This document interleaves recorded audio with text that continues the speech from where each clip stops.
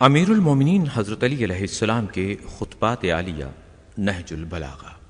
نہج البلاغہ کا خطبہ نمبر 33۔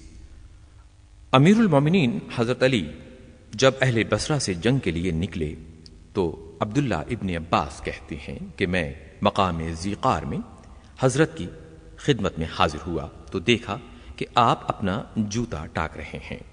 مجھے دیکھ کر فرمایا، اے ابن عباس، اس جوتے کی کیا قیمت ہوگی؟ میں نے کہا، اب تو اس کی کچھ بھی قیمت نہ ہوگی۔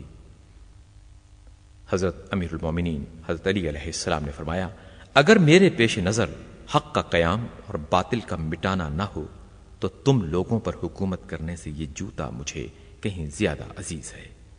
پھر آپ باہر تشریف لائے اور یہ خطبہ ارشاد کیا۔ نہج البلاغہ کا خطبہ نمبر 33۔ حضرت علی فرماتے ہیں، اللہ نے محمد صلی اللہ علیہ وآلہ وسلم کو اس وقت بھیجا کہ جب عربوں میں نہ کوئی کتاب آسمانی کا پڑھنے والا تھا نہ کوئی نبوت کا دعوے دار۔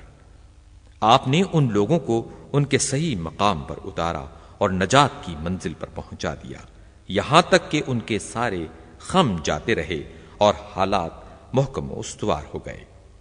حضرت علی ارشاد فرماتے ہیں، خدا کی قسم میں بھی انہی لوگوں میں تھا جو اس صورتحال میں انقلاب پیدا کر رہے تھے، یہاں تک کہ انقلاب مکمل ہو گیا۔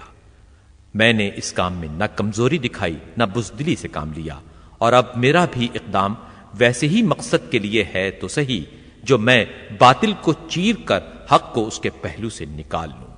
مجھے قریش سے وجہ نزع ہے ہی اور کیا، خدا کی قسم میں نے تو ان سے جنگ کی جبکہ وہ کافر تھے، اور اب بھی جنگ کروں گا جبکہ وہ باطل کے ورغلانے میں آ چکے ہیں، اور جس شان سے میں کل ان کا مد مقابل رہ چکا ہوں ویسا ہی آج ثابت ہوگا۔